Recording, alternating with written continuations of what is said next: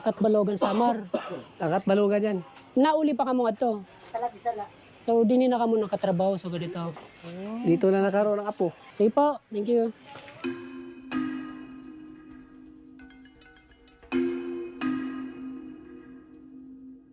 Karaniwang negosyo na sa mga ganitong lugar ang sari-sari store, kaya bukod sa magkakadikit ang kabahayan, ay mapapansin magkakadikit na rin ang mga tindahan.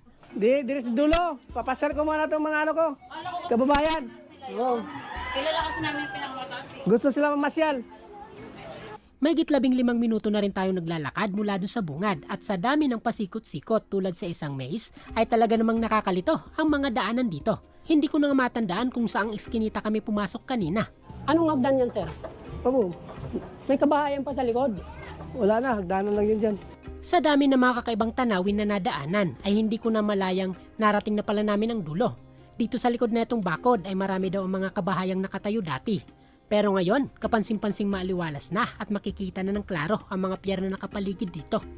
Wala na pala yung mga kabahayan dito. Di ba dati meron? Wala na. Dito, hanggang dito lang yan.